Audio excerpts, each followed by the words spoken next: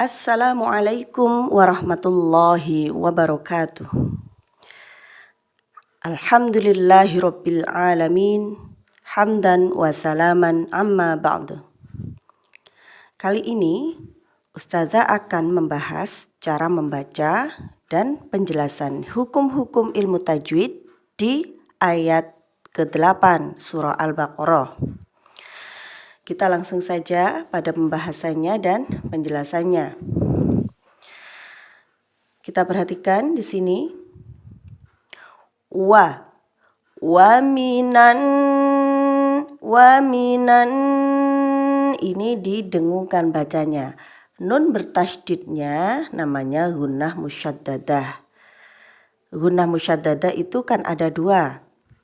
Ketika nun bertasydid atau mim bertasydid, sebelumnya ini fathah, kasroh, dhammah.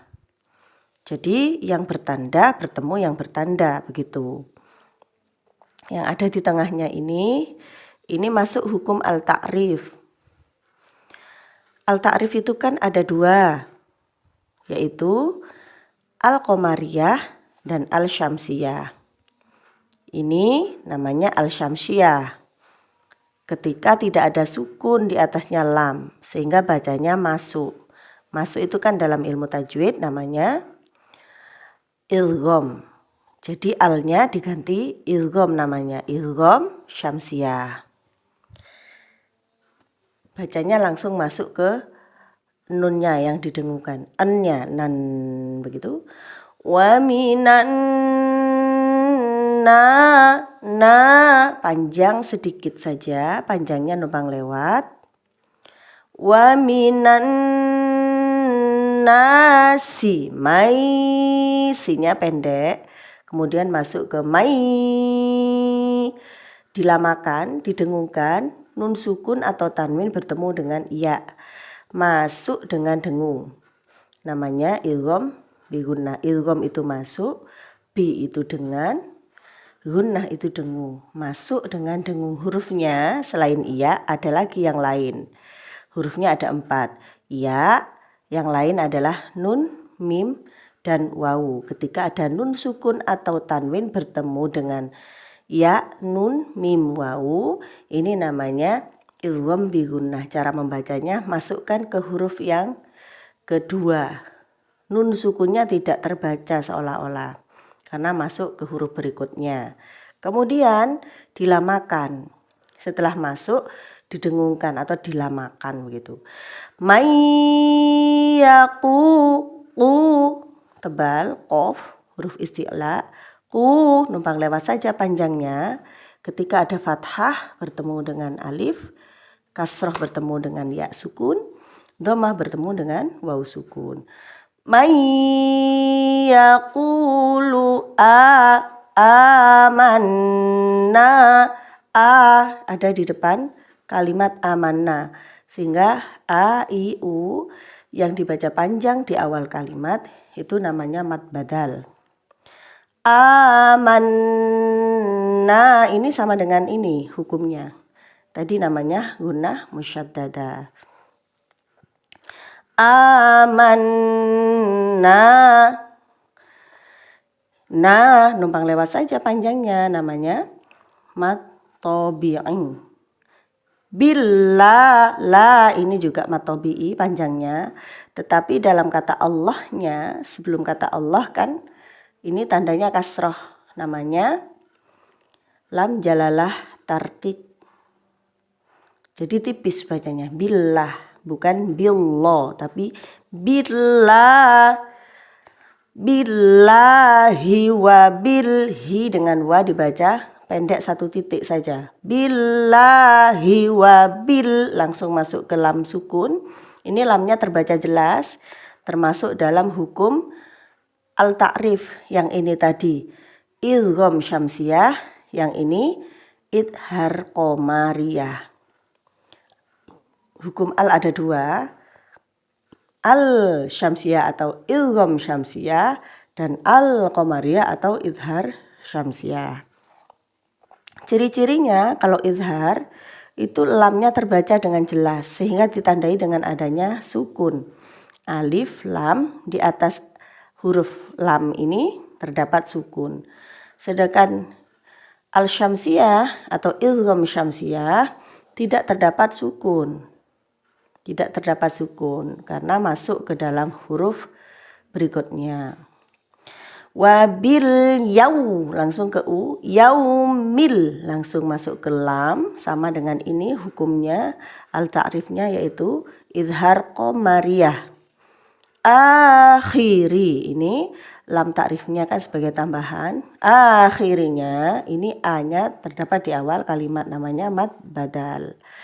Akhiri wa mad tabi'i wa ma hum mim sukun bertemu ba dibaca ikhfa. Hukumnya hukum mim sukun, ikhfa-nya ikhfa syafawi. Ada ikhfa hakiki ketika nun sukun atau tanwin. Yang ini hukum mim sukun. Mim sukun kan ada 3, ada izhar syafawi, idgham mimi, ikhfa syafawi. Hurufnya hanya 1 ini. Ketika ada mim sukun bertemu dengan ba dibaca samar, namanya ikhfa syafawi. Bacanya ini mingkemnya tidak terlalu rapat. Jadi wa ma hum mingkem tapi tidak dirapatkan bibirnya. Wa ma hum bimu'minin,